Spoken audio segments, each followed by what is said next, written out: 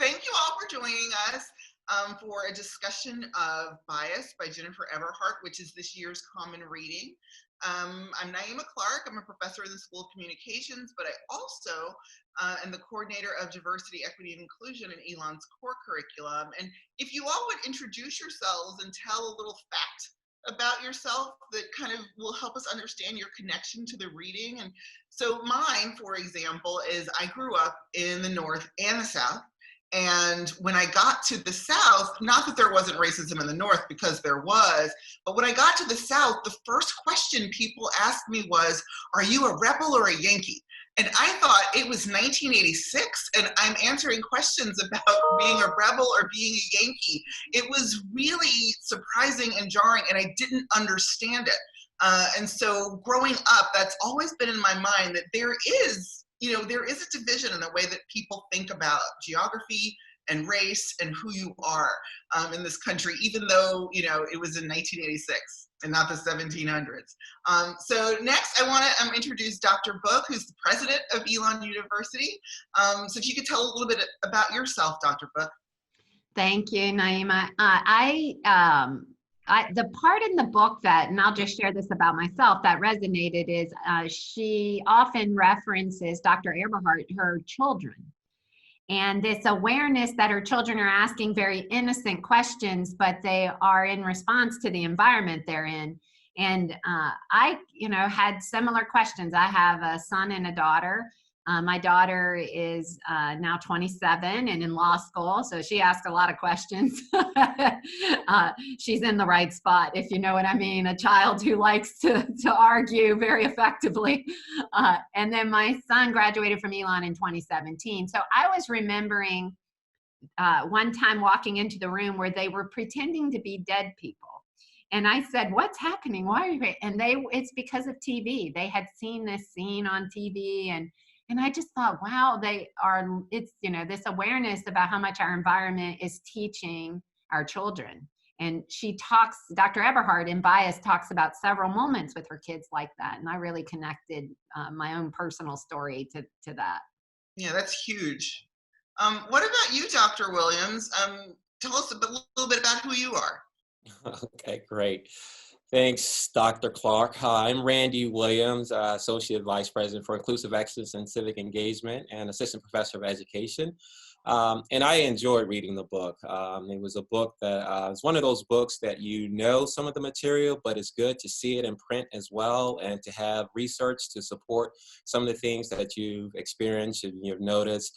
So it was really refreshing to have that opportunity, and several examples in the books and things stand out. I know you asked us to share one fact, but there's several things that stand out. But I'll stick to the theme following President's book lead with relating to her kids. And Dr. Eberhardt talked about this concept. She didn't name it as racial socialization, but it was the essence of that, and a practice used amongst parents of color, particularly Black families, in speaking to their kids about the issues of race and racism and how they might be and are likely to be treated unfairly because of the color of their skin.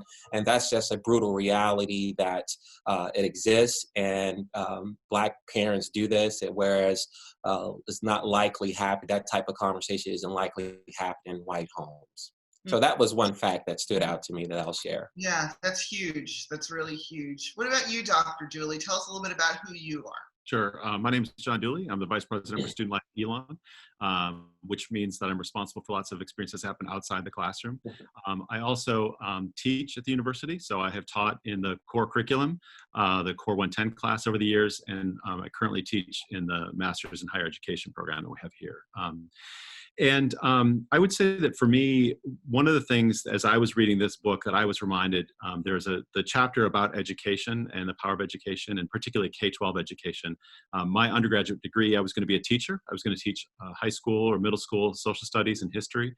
And so I have thought my entire career about the importance of education and K-12 education in particular. And we know that that education in the United States has become more segregated over the past 20 years. And Dr. Eberhardt talks a little bit about the fact that we've never really fully realized the promise of what we were trying to do with after Brown v. Board of Education. And, you know, I was a product of a Midwestern community that was pretty culturally insular, and I did not have a lot of exposure to racial diversity. And I know that that's true for students who are coming to college today in ways that are still surprising for many of us. And so just to recognize that you know, at age 18, we don't have a lot of control about what our environment has looked like and on how we have been socialized, but we do have some choices we make about the ways we're going to continue to live our lives and how we're going to move that forward. And so I think books like these really prompt folks to think deeply about the kinds of choices we want to make in our lives, and not to blame what our experience has been beforehand, but to recognize our experience has been our experience, and now we get to make some choices about what that looks like moving forward. Yeah, I think that's huge. I think that really speaks to what our first year experience, what we hope students do. I think that's huge. What about you, Paula Patch? Tell us a little bit about who you are and what kind of stands out in your life connected to the book. So I am a senior lecturer in the English department, and I'm the assistant director of the core curriculum for first year initiatives.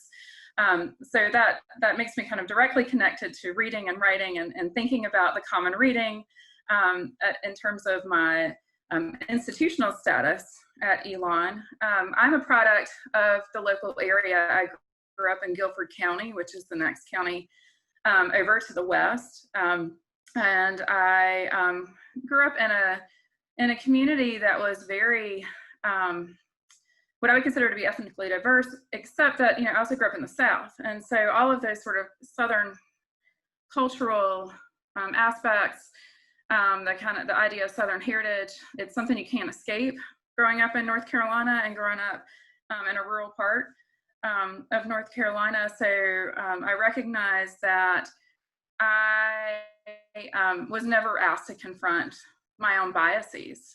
In fact, my biases were probably not challenged, but encouraged in a lot of ways, whether implicitly or explicitly, especially when it comes to racial bias.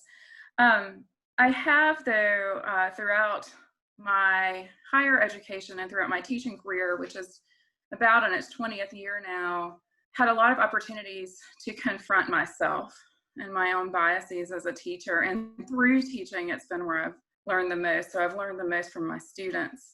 I went to graduate school and taught there at Eastern New Mexico University, which is a Hispanic serving institution with an open enrollment.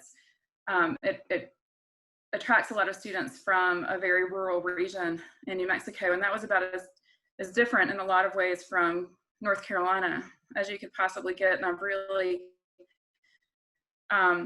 you know, I didn't have a choice but to, again, confront who I was and where I came from and what I was going to do about that when I was responsible and very committed to teaching students who had not grown up in the same way. So a lot of the ways that I read books like Bias, I'm reading to be not only a better person, but a better teacher. And I'm also grateful for the lens that I'm able to bring to it that I've been given by the students that I've had over 20 years. Thank you for that, Paula. And since we're talking to you, can you talk a little bit about how the Common Reading book is selected and why this book this year? I think some people think, you know, after the events of the summer, we selected this book, but that's not how it works. So can you talk a little bit about, you know, how the book is selected and how it ended up being this? Absolutely. So we've had a Common Reading program, I think, for about 15 or 20 years here at Elon. So this type of program, this experience of a shared reading is not new to us. So we have a pretty solid process. We chose Bias almost a year ago, and it was selected by a committee that includes faculty who teach very frequently in our first year foundations program. It includes people who teach in other parts of our core curriculum. It includes students, and it includes staff who work very closely with our students. We always look for a book that meets 4 main criteria. One is a book that offers diverse perspectives and commentary on key issues that affect all of our lives. We look for a book that gives us an opportunity to provide forums to question and discuss these perspectives. So one of those forums includes having the author come and talk to us, talk to our campus community.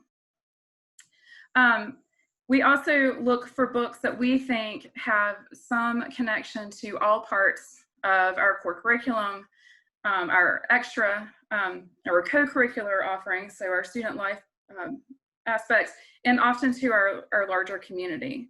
So that we picked Bias meant that it met those criteria, and it just also happened to be the perfect book at, I don't know that I want to call it a perfect time, it's sort of an imperfect time, right, in our culture, but it seems to be the perfect book to allow us to have the conversations that we need and want to have on our campus this fall. The Common Reading Program is designed in particular for our incoming first-year students. We describe it as their first shared intellectual experience that sets them on their path to doing the work of the Elon core curriculum, which is, again, to inquire, to question, to challenge, to explore, and to think about perspectives that are other than our own, and to integrate those perspectives into how we think about the world. Thank you for that. As I was reading the book, I was really struck by the power of storytelling, right? I mean, she's talking about very difficult concepts, very difficult ideas. I mean, in some ways it's basic, but it is complex. And she is telling really compelling stories around it using data. And as someone who teaches in the core and teaches communication, that really struck me as an effective way to reach our students through great storytelling. Did any of you have other aha moments where you thought, gee, this is the right book at the right time, or maybe could touch our students in a certain way right now? I agree with you, Naeemah. I thought it was a good combination of science and inquiry and personal perspectives. A couple of years ago, when Brian Stevenson was on campus and we read Just Mercy as one of the common reading books, he talked a lot about how important it is to get proximate to issues around justice and diversity, inclusion, and oppression. And I thought that Dr. Eberhardt's style of writing this, and including personal examples, and for me, one of those that really stuck out was the experience that she related, the day before graduation from Harvard, and she's ready to be celebrated and to carry the, and I know that it's an honor to carry that banner on behalf of the graduate school. And the personal anecdote that she shared of her treatment at the hands of police the day before the pinnacle of her academic career at Harvard, I mean, that's a significant experience. And it really underscored that some of what we're talking about here and some of what we're experiencing can happen to anyone. And it is not, as we look at the things that have been happening this summer, and the incidents that happen across the country, her decision to share those kind of personal details and that personal story was, I thought, a impactful one.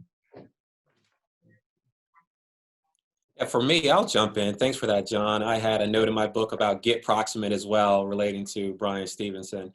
But another area too that I'll add that I thought was maybe fit the category of aha moment, Dr. Clark, is the language about condemning, not condemning one's rights of free speech, but condemning insensitive language or biased language that can occur on college campus. This was in relation to her visit to University of Virginia and speaking with some of the students there, and our need to act in that way to condemning the actual insensitive and hateful and bigoted language that occurs on college campus or anywhere in our society, and doing that in a way with some finesse and sophistication where one's rights are not impeded or stomped or hampered in any way. So that was an aha moment to actually see that in the book, and just relating that to what we deal with at Elon. That has been a big issue, a big topic for us for not just over the last month or two, but for a while. And so how do we reconcile that condemnation, if you will, without stopping one's right? So I think that was an aha moment for me. Any other ones? I'll jump in, Dr. Clark. Okay, so I think that, and it happened in multiple ways, but she kept returning to a classroom. And I did think the backdrop of higher ed, so many experiences, and our students are going to all connect to that, happen in a classroom. And the classroom, I had this moment where she's describing her first few days and I think it's Cleveland, where she has changed from a local in her neighborhood school to attend a desegregated school in a white neighborhood. And she says, she's describing it, this class, so many resources and teachers and opportunities to take music lessons and better facilities for those. But she also says that, and people actually were asking me my thoughts about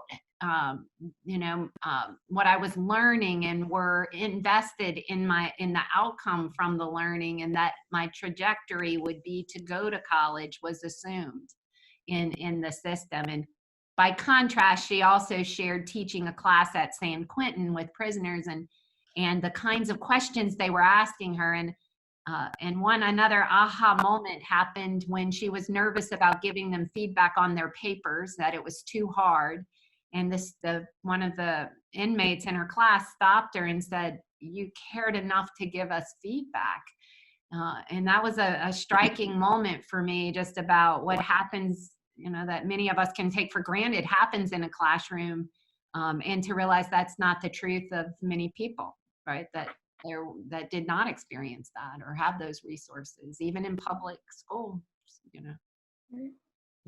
Yeah, President Book, I think that last point about the inmates being so grateful for that just reminded me of my MHE students will cite me in saying that true critique is an act of love.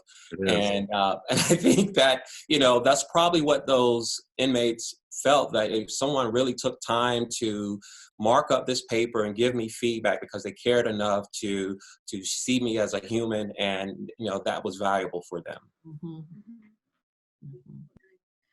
I think I would add one more thing, that the idea that people are biased innately, right, inherently, culturally, right, that's learned too.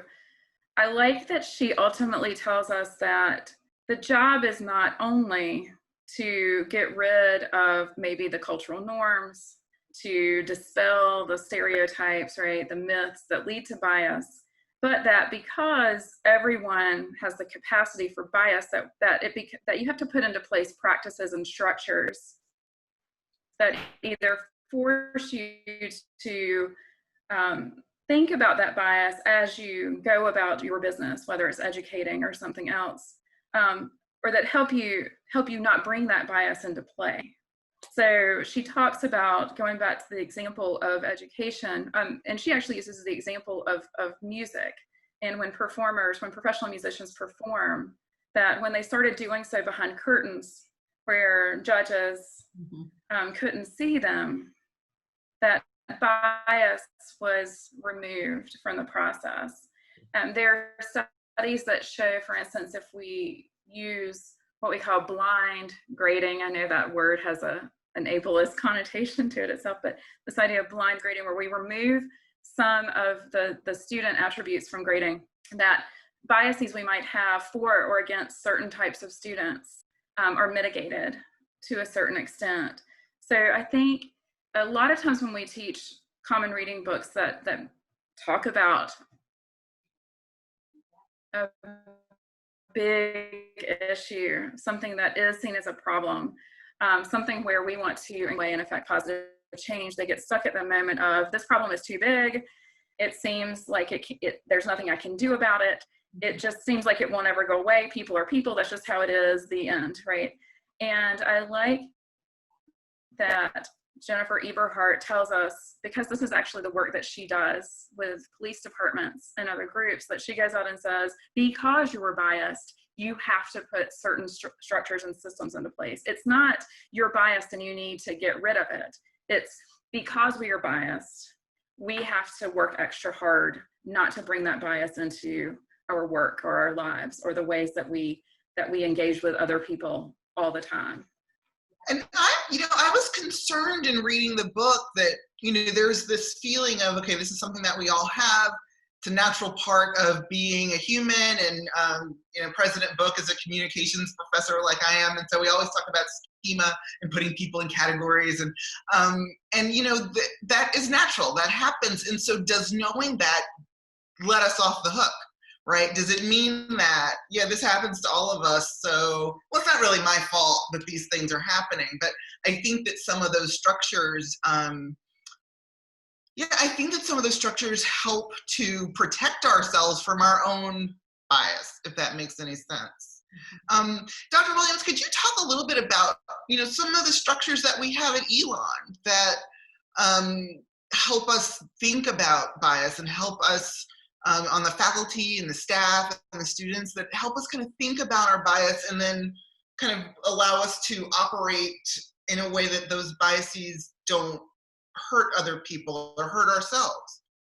Yeah, thanks for that question. I think one thing is that we have people who care here at Elon. I mean, care enough to really see that this place, this university of space and place, is one where we want to expand perspectives. And so to approach one another and to know that you're in a space where your perspectives are going to be expanded, having others to do that, I think there's more readiness for that on a college campus, in a university setting. So I can't imagine or think of another place in our society where this can be facilitated better. And specifically at Elon, with the number of resources that we put into identity spaces on campus, what we do in the curriculum. I mean, look at your position, for example, Dr. Clark, what we're doing in the core curriculum that touches every student. And I know that you have done some things, and you talked about some other ideas that you have in mind too going forward. So I'm looking forward to that as well. So those are opportunities to disrupt that human innate way of us having these biases. And I mean, we all have them. I mean, we certainly have them, but that does not let us off the hook to your original question. I don't think that let us off the hook. As you know, if we all have them, inherently, some people are going to be affected more than others by that. I mean, it's just the way things are. And we see that throughout the systems and experiences, whether that's anecdotally or through data sets. I mean, people are going to be affected differently by the equal application of anything, because we're different people. And so I think that having the resources here at the university, whether that's through individuals who are caring and continuing on his journey to learn more, Randy included, I'm in that long line as well, and the identity centers that we have with the expertise, the focus that we have in the curricula, thinking about specifically some of the minors that we have that have a unique focus and laser focus on these topics, can help disrupt. I can't say eliminate because we're still human, but to disrupt the biases that we have. There's a moment, a couple in the book where, just to echo Randy's point there, is she's grocery shopping with her son in Palo Alto. And there's two scenes like this where it's always in the, from children, that a child walks, a white child approaches, is so excited to see them, then runs to the next aisle and is just exuberant. Mom, there's a black person on the other, I saw a black kid on the other aisle.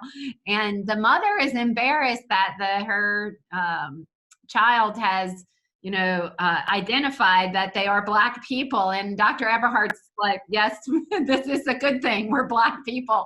But it just shows a sensitivity, right? That people are afraid of messing up when it comes to talking about race. And there's a fear of having that honest conversation because you're afraid you're going to hurt somebody or misspeak. And it happens again in a very hopeful story about her son having to have his hair cut as part of a rule that no one can have dyed hair at their high school. And the guidance counselor who meets with Dr. Eberhardt and her husband when they have concerns about that policy, because it meant something different to their son, because his identity was involved in that haircut, and how she really goes to great lengths to describe this moment, because I think she's teaching all of us what it looks like when people are open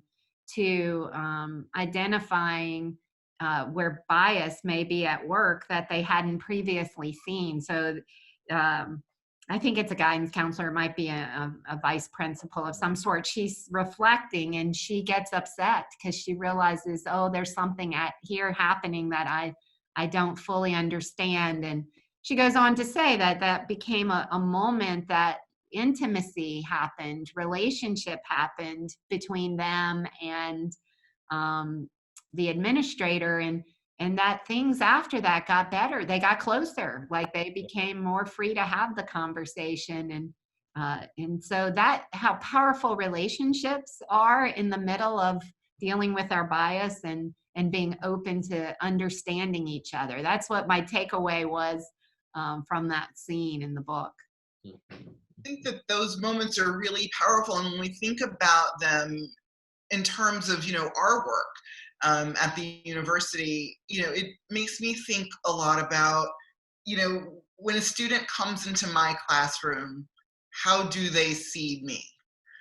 Do they see me as, oh, she's this smart professor from Elon and she's teaching these really tough, these tough topics, or are they like, that's my African-American teacher and she is angry at us, or she is frustrating. And so I do think a lot about, students who don't maybe want to engage and try to figure out who I actually am, and then just sort of look at me at face value and think, well, she is an African-American woman, and if perhaps that student doesn't like African-American women for some reason, or media portrays us as being angry people, do they see me as being angry? And those of you who know me know I'm just the angriest person ever. So can you think of maybe ways that bias, that people have bias toward you, and how that has affected the way you live, the way you work? And then I'll ask you conversely, have you thought about how your biases influence the way you live and the way you work? How about I start with you, Dr. Dooley? Oh, thanks, Naeemah. I would say that how I have experienced bias. So I know that my education and my upbringing, and I referred to this earlier, has not been as integrated as I would have wanted it to be racially. And I know that I have really had to think carefully about how to make that different for my own children. People referred to children. I have two children, one in elementary school, one in high school. But even with that, even the decisions that I can make, I don't have full control over those things. And so I know that biases that we hold about education, where people live, how schools are constructed, how schools work, who teaches in them, who doesn't, who chooses to teach, like all of those things shape my experience, and they shape the experience of my kids. And so I know that how I experience the world has been shaped by the biases that other folks hold. The converse of that, and you asked, how my own biases shape the experience of others. I know that in my responsibilities at the university, I have responsibility for policies and experiences that students have, and they are often grounded in how I see the world and how I have experienced the world, how I experienced college, and how I have come to my role as an administrator and the experience I've had along the way. So I have to work even harder to see past what I don't know. To have colleagues, to be surrounded by others who are generous enough with their feedback. And Dr. Williams, I love his phrase about feedback being active. It means being open to that, and being open to critique and to criticism, and to seeing things in ways that I had not seen them. And that is not easy work to do, and that's not easy work to experience. And so I liked your framing of your previous question about does knowing that there are inherent biases let us off the hook. I think it actually makes us work even harder. And it makes us have to be even more open to the things that we don't know about the way we see the world. You know, in my relationship, knowing you, I remember a few years ago, we had a good conversation about historically Black fraternities and sororities, and you knew so much more about it than I did. And I thought, you know, this is something I like that John knows this, because John has made it his business to know this. And maybe I had a bias against you. Oh, so I've learned to see you differently. So that's good. It's the power of relationships, as the president. That's right. What about you, Paula Patch? What do you?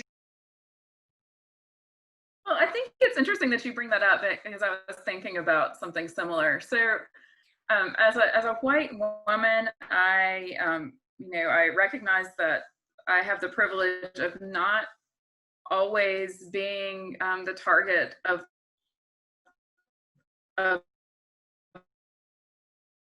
bias.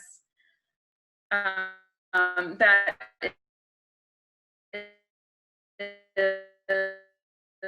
You know, I'm gonna actually, Paula, you're breaking up a bit. That is as painful as my. You're breaking up a bit. Paula's in Vermont, so it's a little bit difficult. So I'm gonna oh, okay, you're back. So okay, finish your answer. I'm sorry. Okay, let me try and interrupt me again if I break up. The Wi-Fi was great until we got on here. So as a white female, I recognize the privilege of not being constantly or not constantly experiencing bias. As someone, major metropolitan area, who went to local state schools all the way through university, I tend to experience class-based bias more than race or ethnicity-based bias, and it still exists, especially being someone who's in higher ed and on the faculty side. The class-based bias, that sort of pedigree, can come into play and can be hurtful. But in the grand scheme of things, it's nothing compared to the types of things that Jennifer Eberhardt describes and the types of things that our students, especially our Black students, have been describing for us. The ways that I've noticed my own biases playing out in the classroom, or my potential even for bias, are I can recognize. Paula, you're broken again. So it's making as a white faculty member, my student. Sorry. Yeah. Okay. Thanks. So I'm gonna turn the question to Dr. Book. It's funny, at the end of every one of your answers, it becomes very clear. So I'll turn the question to Dr. Book and ask her, you know, have you thought about your own, how your biases influence the work you do, and maybe how people's bias toward you influences the work that you do? I do carry that. I think, you know, that as a woman in a leadership role that I carry it. You're never, it's a little the same with Dr. Eberhardt. You know, it's like you don't know what's going on in people's heads. You said the same thing, Di. When I walk into the room, what's happening in people's heads? And I think too that Walter Lippmann, she mentions Walter Lippmann several times, and he wrote a really influential, a seminal book in communications in 1922 called Public Opinion, and it introduced that phrase stereotypes, and so it really is the groundwork. And I think when I think about that, I think mostly about stereotypes and how those are reinforced in television, which is one of the areas I studied as well. And you know, that the powerful part of stereotypes is that if you have limited exposure to something and it reflects what you saw in the stereotype, then that becomes cement, right? That is really difficult to break in people's minds. And so I do, you know, that is something, you know, in a woman in a leadership role that I'm thinking, okay, what's on the minds of everyone in this room? And so sometimes I'm intentionally working to instruct how my thinking, how I've arrived to my thinking, so that it's clear. Meaning, this decision, I come to this decision based on this data point and this and this, and walk people back to why am making the decision I am, just so that there's no question about it, that it's clear to people. So I do intentionally work to share my thinking so that to help with the understanding. I think too, I'm cued in on policies and processes in my work. So this is a big, part of what people are talking about right now around structural racism. That who would have thought that a policy that said nobody can dye their hair uniformly would in fact affect some people more than other people. And that it could strike a value system differently for those people. So it's those parts of policies and processes that I try to ask I'm learning, right? I'm in the line with Randy, right? The line of learning. And so I've really been paying attention to policy and process with a new lens these last few months. That's huge. And the line is at least 6 feet apart, which is good. That's right. We're physically distanced in the line. What about you, Dr. Williams? Have you thought about this, whether your biases influence other people or whether people's biases of you influence your work? Yeah. I think, the book, Dr. Eberhardt focuses heavily on race in the book. There are some other identities that are addressed, but not to the degree where race is. And I am completely okay with that. I love race discussions and will embrace them often. So I recognize that, and I know my tendency toward having race discussions, I'm more inclined to get into those areas. But there are other identities too that I need to be more cognizant, more knowledgeable of. And so when thinking about biases, it takes more time to process. And so I have to stop and think about those multiple perspectives, the other ways of knowing and living and being. And so acknowledging that I do have biases, I have to spend more time in thinking about not just other ideas, but race as well, because I don't know at all about race. So I think about other social identities of people who've been marginalized and minoritized for their identities, and just wondering, am I acting on a bias that will unjustly treat someone and affect someone in a negative way? So, but that takes time. And we know that we are in a high pace in society and things happen quickly and we have to make decisions in a little amount of time often. But sometimes we don't stop and think, with that sort of deeper thinking about how this may stop and affect someone else. Similar to President's book's thoughts, how will this application of this particular policy affect this group of people, this sub-community within Elon University? And so it takes more time is the point that I'm getting at, recognizing that we have biases, to think about others, and not just from the ethnocentric space, but the relative to people and place. I think that's very important when we acknowledge that we all have biases. Then if we acknowledge that, then what are we doing to counteract and not allow them to play out in our actions and in our speech? That's huge. And something that you said really struck me is that in order to maintain our biases, it's just being lazy. It's being intellectually lazy, right? Yeah. Mm-hmm. Where you're not really even willing to experience anyone else's reality. Yeah. And, that's not what you come here for. But what do we do if we encounter a student who doesn't want to do that, who's like, yeah, I'm good. I don't see color, which isn't really a thing. What do we do in that situation? Does Elon have space for that student? Where do we go with that student? Yeah. Maybe Dr. Dooley can start us off there.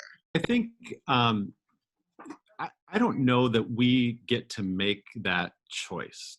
When you think about joining a place like Elon University, where we have a mission of educating leaders who have a concern for the common good, I don't think that there is a place to say, I'm going to tap out of this one. I don't need to be involved in that. I think if you're going to be successful in whatever your career aspiration is, or however you want to make a contribution in the world, I think that you have to wrestle with these questions of bias that exists, and how that has come to be, and what influence that plays in your life. It's not a question of whether or not it does. I think that Dr. Eberhardt is really good at laying out, I mean, scientifically and study after study. I mean, it's very clear. And so I guess if I encountered that student, I would want to know more about why it is they think that it doesn't apply to them, or that they somehow can sort of check out of that conversation, because I don't know that any of us have the luxury to do that if we want to be successful in our roles. Yeah. I think it's good too to really clarify what the student is saying and thinking, giving them that giving the student the opportunity, and then this process of moving from the clarification of that statement of changing it to experiences. Where did that thinking begin? Where did that thought process begin for you? And just having a person to go down memory lane for a moment and see where did it start for them with that particular thought. I think we have to just really go to where students are in their development, and we're just students are imperfect just as we are imperfect, and we have a lot of imperfect being here. But again, a campus space is a laboratory for the intersection of these ideas and these thoughts. It takes some time and some ability to recognize where people and each other are in their development, and have conversations there. So I think understanding where that student developed the particular thoughts that he or she or they may have, then allowing us to have a conversation and develop, and maybe even challenge too, in a healthy way, not in an abrasive way, but in a developmental way. One to say, well, that is one thought. Here's another thought too that may be considered. And I think that, that will model how to have conversations around differences, I think, and also challenge one to not be in a defensive, but maybe in a space of curiosity. Wow, I didn't know this other way of thinking here. So tell me more about that. And then once we get to that spot, we can really open the floodgates of learning and expanding perspectives. And that takes a lot of time to do that. But then a short answer to your question, Dr. Clark, is to just point to Dr. Eberhardt, who says that color blindness is not scientifically supported. So I was really appreciative to read that section. But I think, long story short, really identifying where students are in their development and really willing to put in the time to engage. And that's something that, that's a benefit at Elon University, the personal relationships, the willingness to reach out to people, break bread together, have a meal, and unpack things. I think that's a real benefit in a space like Elon. Yeah, I would add, and I think I can add it without breaking up. I think I've fixed it. A couple of things that branch off from what Dr. Williams just said. Our students benefit from storytelling, and they love to hear other people's stories, especially their peers. So if we can make space in our classrooms or in the places where we're working with students for them to share their own stories with one another and really get to know each other. And this is actually another bit of evidence that Dr. Eberhardt talks about in her book. I think it's in the very last chapter, that one of the things that goes a long way towards changing or disrupting bias is just simply getting to know someone very, very well, to be in a very close relationship with a person. And I think we can develop those close relationships in our classrooms. It doesn't have to be it's your new best friend or it's a significant other. I've seen it. We can develop those very close relationships in the classrooms, and I've heard students say that they've been changed by listening very carefully and closely and curiously to their classmates. And sometimes they're more willing to listen to the stories their classmates tell than the stories we bring to them in the form of a book or even a video. And so the stories that they tell one another that might stem from the stories we bring them, like this book, might be the best combination, especially for our first year students, because that is where they are. They're so curious about these new people in their lives. So to tap into that curiosity and those social desires and them being social beings is, I think, really important. One of the things that in the book is the scene where, and I think it's 1986, if I remember, one of her friends is describing traveling to New York with the other honors students, and she's the only Black student on the trip. And they get to New York as a group from the South, and no one in New York's having anything to do with them. And this bonding experience that happens because for the first time, those white students from the South in New York are part of the other, and she's one of them too.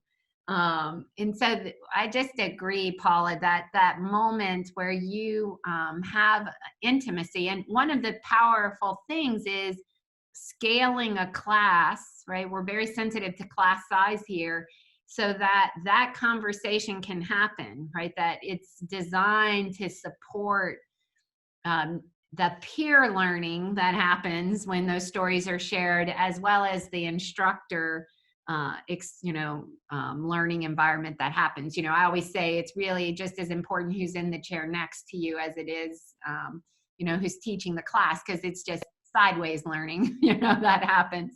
So that moment in the book struck me as really connected to some of the experiences I've had teaching abroad with students as well. We went to New Orleans. I took a class to New Orleans to look at Hurricane Katrina aftermath, and very diverse group of students, but we're all together having this moment of empathy with the people of New Orleans who, literally devastated, lost neighborhoods in this moment, and, over 2,000 people died. And that empathy that we were having as we heard those stories of the New Orleans citizens, that helped us as a class bond. And each of the students were asking questions based on their own childhood, where they grew up and they experienced. So experiential learning and having these other together experiences where you're the other as a group, I think are very powerful. And one of the ways I know we try to advance intercultural and understanding at Elon is through those experiences. Yeah, you actually are bringing up a really interesting point for me. Is it possible for a student who comes to Elon to never experience being the other, right? Because I was really struck by what Eberhardt said about once you are the other, you see othering in a different way, right? You see treating other people in a different way. And so is it possible that a student can avoid that on our campus? And, are there elements being put in place to make sure that all students are having that type of experience? Should I call on one of you? Oh, Dr. Dooley starting. You look at this, you call me every time. So I was say something, I'm sorry. No, that's okay. As I was thinking about your question, I do think that there are probably students who have a lot of dominant identities who can find ways to experience environments without feeling like the other. But in that process, I do wonder what students are missing by not putting themselves out there. And so I think some of it, for students who have a lot of identities that put them in majority or dominant categories, part of that is about being exposed to new people and perspectives. And that's in your classrooms, that's in your residence hall, that's in the organizations you choose. I think one of the great unfortunate things of going to college would be to do that experience and only choose to interact with people who are like you, or people who share your same interests, your same background, your same identities. The point of being at college is to read things you've not read before, to write in ways that you've not been encouraged to write, to ask questions you've not been encouraged to ask before, and to meet and engage with people who you have not interacted with before. And so, and I do think that that's why people come to a place like Elon, because we are a relational environment. We're a place where those kinds of things can happen. It's experiential. We ask people to put themselves into their learning. And so, to answer your question, can people do that? It's probably possible, but I think it would be really unfortunate for someone to choose that as their college experience. And I know that we as an institution do everything that we can to make sure that that doesn't happen, but it also is going to require choices that people will make as well. I don't know how my colleagues would respond to that. Can I call on one of them now? Please do. Please do. Just to really piggyback on that, and then actually I can ask Dr. Williams that there are, I think that what Dr. Dooley is saying is exactly right. You know, that we do have conversations, we do have these experiences, but how do our majority students do that without putting the student of color, like putting a spotlight on that student and saying, tell me what your experience is being a Black woman at Elon?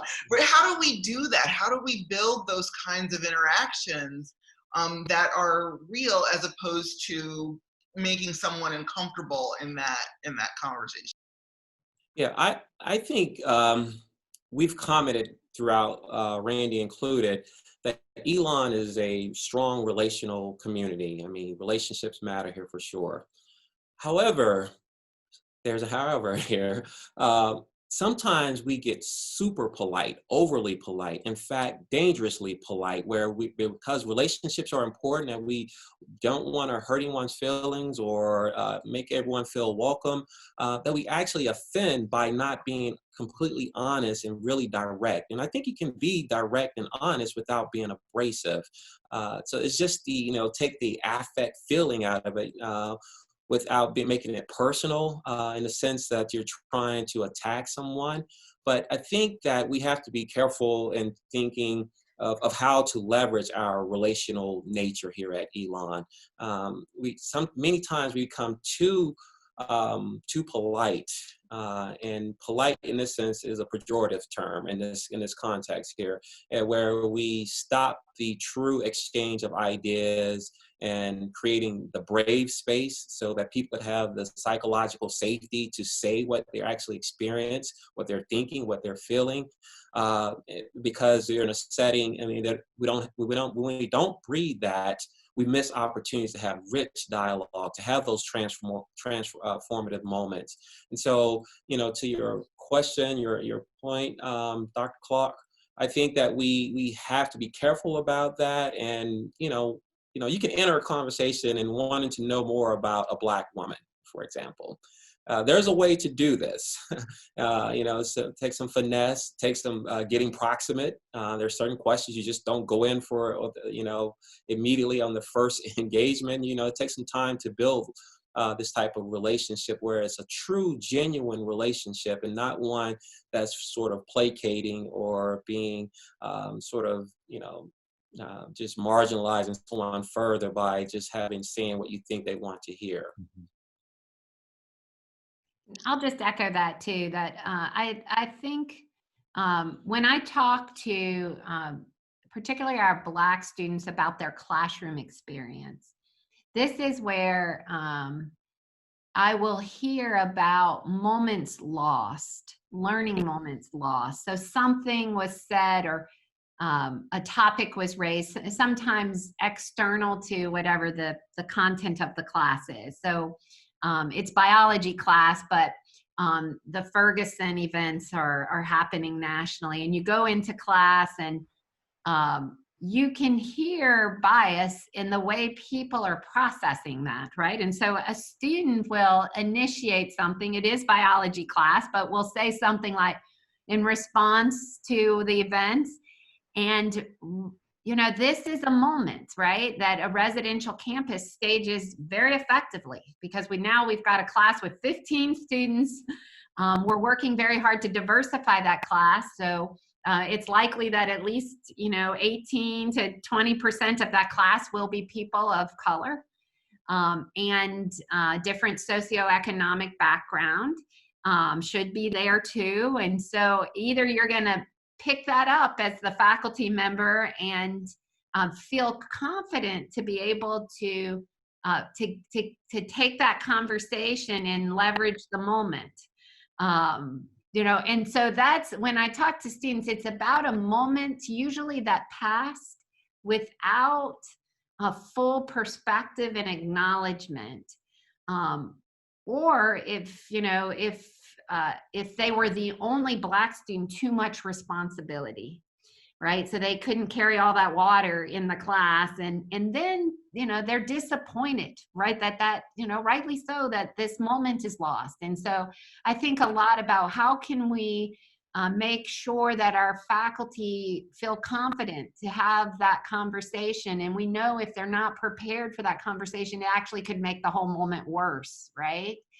Because I hear that story too from both perspectives. So making sure that the community is equipped to ride that bicycle on civic engagement. So. Paula, you work a lot with faculty and faculty development in the Corps. What kinds of things are done to help prepare faculty for those really tough conversations in class? So a couple of things, and the one that's most important that is something we've been kind of talking around and haven't named explicitly is we have really smart experts in just this very thing on campus, and they aren't always each of us individually as faculty. We have experts like Dr. Williams. We have experts in our Center for and Creed. There are people who know how to do this, who can help other faculty feel more confident, or help other faculty recognize that that their gut reaction or their initial response might not have been the right one. So I think that the number one thing that we have to always be aware of that will make us most successful as we all do this learning and become more confident as faculty members in our own classrooms is to remember that we have partners on campus who can help us do this work. It's not something that we have to know innately. It's likely something we never had to talk about in our graduate education. If we did, we were very lucky. But we do have people on campus. We can do the research. We know how to learn, right? So really what faculty have to do is be willing to learn, be willing to try, be willing to take that risk. And that sounds really easy, right? Except that we're all conditioned to be right and to be certain and to not look like we don't know what we're doing. And so one of the things I try to do when I work with faculty is to let them feel, first of all, okay, and not knowing exactly what is right in the moment, knowing what questions they need to ask, letting them ask for help, and then pointing them to people who can help them when these situations arise, when we want to and need to have the conversations in our classrooms. So really just connecting people with resources is the best thing. And then as I learn more, I can hope that one day I can be that resource too, but I know I'm not the best resource. And so I always look to my colleagues for answers and help and advice and support. And I'm willing to say that I need it. That's central. Yeah, I appreciate that a lot. Just this afternoon, I emailed Randy Williams. I needed some information, some advice, and I thought, I'm going to get Real Talk Randy on this. And I was really grateful for the feedback, pointing me in the right direction. So I think you're right. There are good experts on campus that we can rely on. So my last question is maybe the toughest of them all, because here we are in this COVID environment, and as the book, as Dr. Eberhardt says, after a traumatic event, there is depression, there is anxiety, there's trauma that people feel for months afterward. So we've had in the past few months some really tough racially based events happen, and we're in a COVID environment where we can't gather in the same way that we're used to. How is Elon responding to this mix of needs, and how are we meeting those for our incoming students and our returning students? I'll start with Dr. Book. Thanks, Dr. Clark. I agree that this is an unprecedented coupling of events. And one of the things about COVID-19, in addition to the George Floyd and Breonna Taylor killings, is that we are seeing health disparities, right, very clearly. So COVID-19 is intersecting with these issues. So I have been really concerned about the level of stress that our community is under, about the level of stress our nation is under, the anxiety. And I agree that with the observation that Dr. Eberhardt made, you know, about these periods of time, post-traumatic events like these. I will say that I also think for this moment has been an awakening for many of the white majority in the United States who are asking themselves and seeing visibly, you know, the what's unfolded and asking themselves, what can I do? What can I do? And when I talk to people and read, I mean, one of the most important things is we open ourselves into what Paula said, to learning, to committing ourselves to learning at this time. And when I think of the supports that we can provide our community, students, faculty, and staff at this time, it's about moments like this book, Biased, where we can come together and have a frank and honest conversation and have a reflective moment about the ways that I interact with people who are different than me, and the empathy I carry into other settings about my new understanding about that, you know, making space. I think Sojourner Truth, when I you know, have always been a fan of her writings, and she talks about making space, just a little space, and it's, you know, it is about being in the hearts and minds of other people and carrying those stories into the work that we all do and the relationships that we have. And there's a richness there that we have never experienced before as a country because we've siphoned it off. And so I am really hopeful in the middle of all of this that this new awakening we're having is going to lead to the richness of America that's right there within our reach. Yeah, that's actually lovely, and I love Sojourner Truth. True, that's beautiful passage. Dr. Dooley, you oversee a lot of health and wellness issues, actually all of the health and wellness issues on campus. Can you talk a little bit about those and, you know, how those areas are a support to our students? Yeah, I think it's really important to, we talked earlier about Elon being a culture of care and a community of care. And so I do think that manifests in lots of different ways. We have, over the course of the summer, and this will continue into the fall, just, you know, some students, when you talked about trauma and the things that students were experiencing in terms of mental health impact of world events, you know, some of that calls upon students to think about, you know, counseling and those other kinds of things. But oftentimes what people are really looking for is just support, somebody to help them navigate the difficult moment they're in. So in addition to the whole array of counseling services that we have that might be individual appointments, on our University Counseling Services website, there are also, you know, sort of self-help modules, things that a student can do, resources that they can tap into to help them evaluate their own experiences that they're having.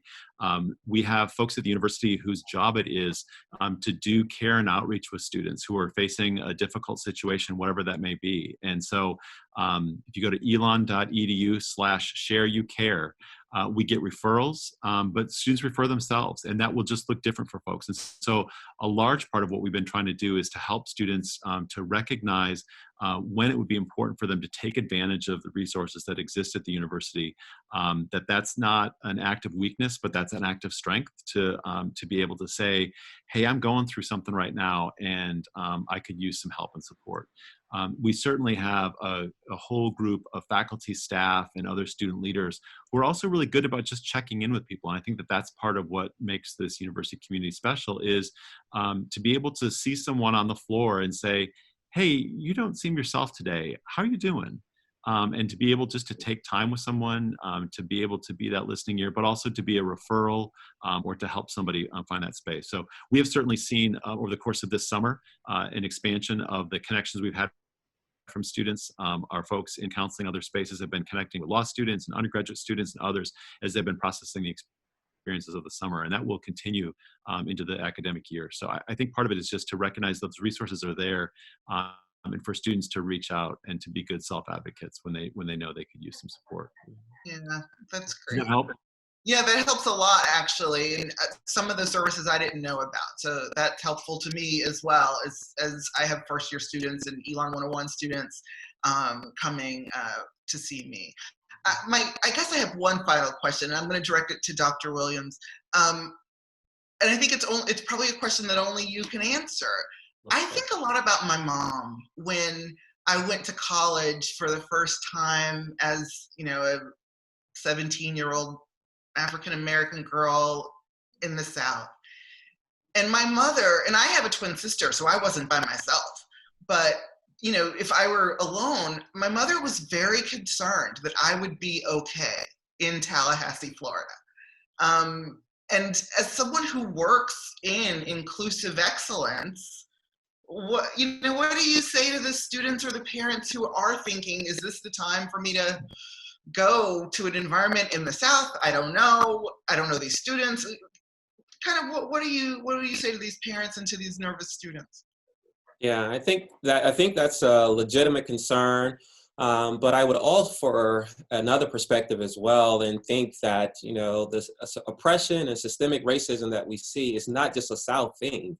And it's ubiquitous in our society. I mean, we can look at cases in the North. In fact, look where George Floyd was killed. I mean, there are cases all throughout our country where oppression occurs. The real challenge is to identify in it. I mean, it just presents itself in really sneaky ways. Racism is one of the most insidious, vexing issues that we have in our society. It reproduces itself, it reinvents itself, and it appears as a chameleon and all these types of things. So what I would say is to the parents and to the families, just thinking about that socialization, to really understand the ways that race and racism manifest in lives, not just in the South, but everywhere. I mean, there are examples, I think, that a family from up north could point to, or multiple examples, I'm sure, of how racism plays out. I mean, just pick out any data set, third grade reading levels, home ownership, or employment. I mean, across the nation, you're going to see systemic racism there. You're going to see oppression there. And same in the South as well. Again, it's the way that it's presented and you experience it maybe in the South may be different, but nonetheless, the core of racism and oppression is ubiquitous in our society. I think there could be some comfort in knowing that you have places, while the headline isn't that racism and oppression is ubiquitous in society, I think the headline could be is places that are addressing it head on and not shying away from it and wanting to acknowledge, yes, confronting the brutal reality that this exists in our society. And in fact, this exists in our organization. This is what we are doing to confront it.